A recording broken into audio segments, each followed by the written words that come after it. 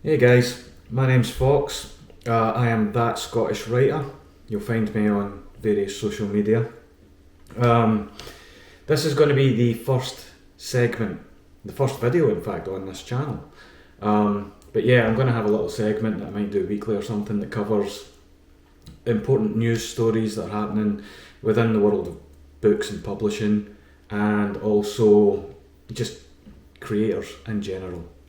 So, keep everybody up to date with what's going on, and at least the best I can, because when you find information online these days, so much of it seems just more like gossip than actual news, the facts. Anyway, this first one is about an Australian Sydney-based author called Tori Woods, or at least that's her pen name. Now I'm going to try and keep this as short as I can.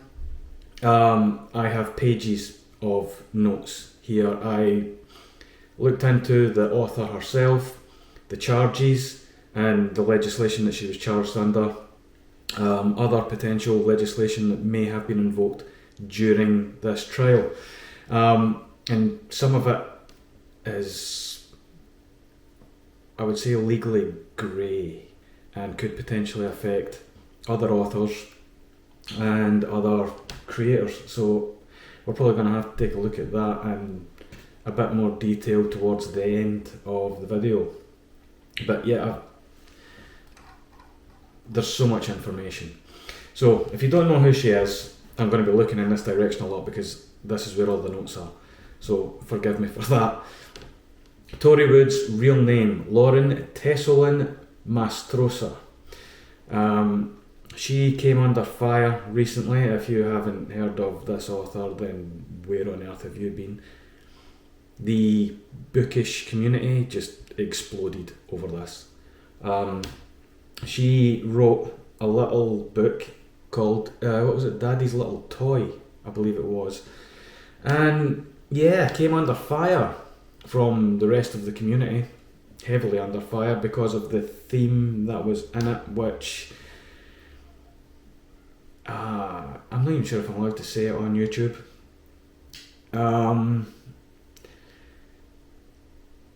The adult male character had romantic feelings towards a minor from as young as the age of 3. So yeah, that happened. She actually wrote that. And nowhere along the line anybody seemed to think to tell her that's not a good idea. But it exists, it got published. Actually,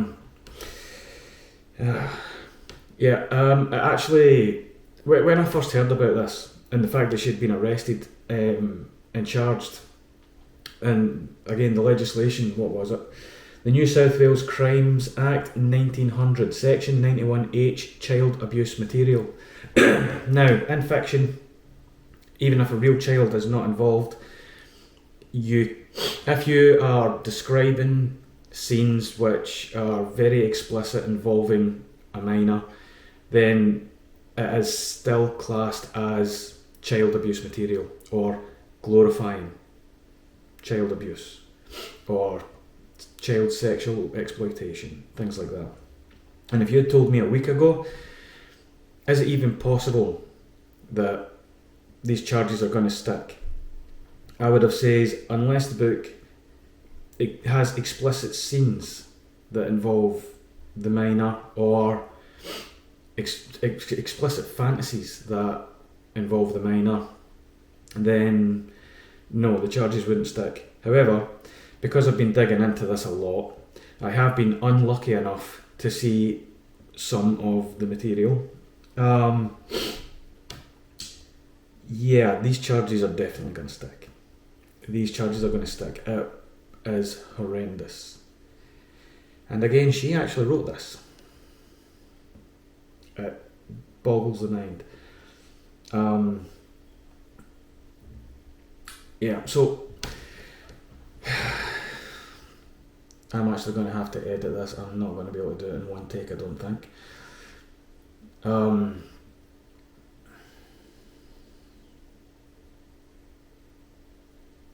I'm literally just shaking my head at this. Anyway, the legislation that she was arrested under, let me give you a little bit, right? She was charged under Section 91H, which criminalises producing, disseminating or possessing child abuse material. And the Act defines child abuse material as material that depicts or describes in a way likely to cause offence to a reasonable person, a person who is or appears to be a child. So, I mean, there's a bit more there, but the key point is that even fictional material can qualify, even if there were no real children involved. And I think the reason for that is because it glorifies or romanticises that. There are other relevant laws. The Criminal Code Act 1995, section 474.19, using a carriage service for child abuse material. This one is actually a federal law, and I don't know if it was invoked, but certainly could be, because it applies to any content that is distributed online, essentially. Because a carriage service in these legal terms includes things like just even the internet, but there's also it includes things like social media, ebooks and self-publishing platforms like Amazon. These are all considered carriage services under the law. So this could potentially have been invoked. And the one that really worries me that could have been invoked is the Classifications Act 1995. Now,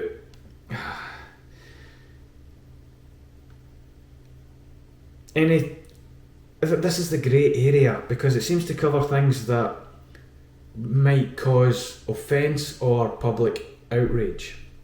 Now, content creators and writers in general, they sometimes explore very dark or difficult to deal with situations. So that means that anything, dark romance, erotica, even horror, which is one of the genres I write for, could all be they could all fall foul to this, essentially. Because what it comes down to is, like I say, is public outrage. Feeling offence or outraging public decency or any manner of things. It could result in mass cancellations if anybody can just report material. Now, don't get me wrong, I'm in no way defending this author, Tori Woods. Not at all. She needs to go to jail based on what I saw. It was horrific. But the precedent that this case sets could affect all of us. All of us. It is so wide-ranging. And it just encompasses so much. It is so vague, and it is such a legally grey area. I mean, here's the words here, right? Depicts, expresses, or otherwise deals with matters of sex, drug misuse, addiction, crime, cruelty, violence, or revolting or abhorrent phenomena in such a way that it offends against the standards of morality, decency, and propriety generally accepted by reasonable adults. How many genres do you think would fit into that description? That's very concerning. And yeah, we should be worried about that here in Australia. Very much so. Anyway, back to Tori Woods. She did try to defend herself. She called the backlash a misunderstanding, I believe. I don't think it was, based on what I saw.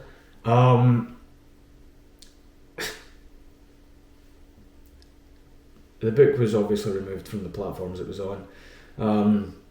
And other people involved with it were attacked as well, which I'm not sure I agree with, because these guys didn't write it, they didn't come up with it. I believe the author might have actually hid or omitted a lot of parts within the book when dealing with these people, so the people, they weren't actually aware of what the book contained. But the one that's really been getting it pretty tight is Georgia Stove. I mean, she's receiving threats. Why are you threatening a cover artist who, as far as I'm aware, didn't fully understand? You know. Yeah, I'm not sure I agree with that. I think it's going too far. You're just yeah. But to go further into the impact that this might have, it means that I think authors and content creators might begin to self-censor just to avoid any potential fallout or legal drama. They might avoid themes such as abuse, trauma, grooming, cults, exploitation. You know, the dark stuff that sometimes they need to be explored. You can't just pretend they don't exist, in my opinion. Yeah, like I says, dark fiction, psychological thrillers, even crime, I think, could easily be affected. I mean, this is a legal minefield. I don't really know where we go from here. A lot of people are going to be... I guarantee you there's going to be a lot of authors out there who are questioning the things that they have already published, now that they know this information and what this legislation actually contains. So, yeah. What else could happen? Because there's so much. In Australia, places like Amazon and other self-publishing platforms, they could add very, very aggressive filters that would just stop a lot of things from being published and make it more difficult.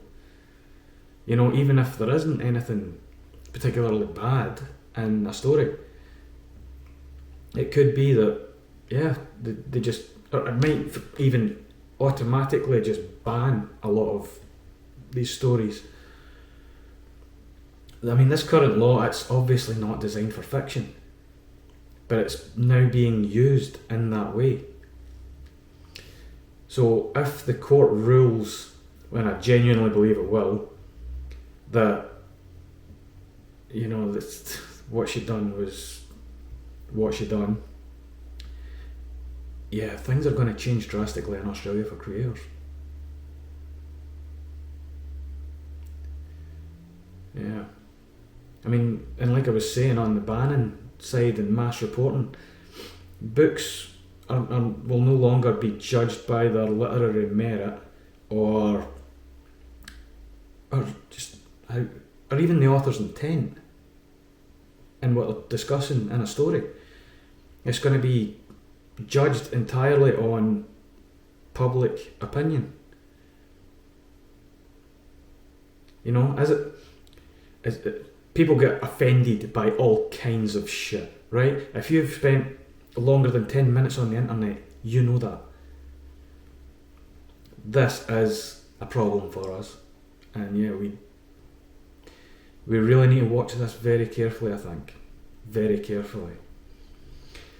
Anyway, I have rambled through this enough. At the moment, Tori Woods has already attended her first court date. I don't know the outcome of that.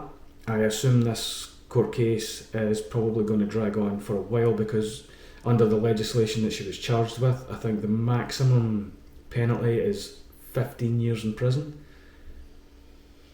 which is a lot for a story. And I think after this as well, her reputation is going to be trash. She's never going to be able to write another book, ever. Like, that's it. Her career as a writer is just done. She's just going to have to get a job at Macca's or something, you know. Anyway, as I says, thank you very much for listening to me ramble through what is essentially just legislation and the potential outcomes that could affect authors, content creators here in Australia. I really appreciate it. If I didn't stumble over my words or bumble around too much, and you actually followed along pretty well, let me know what you think. Like, what's your opinion of all this? Should we be concerned? Or am I just worrying for nothing? Right, so let me know in the comments. I want to hear what you think of this, because to my mind, this is a very, very big deal. Alright? Anyway, stay safe guys, I'll speak to you again soon.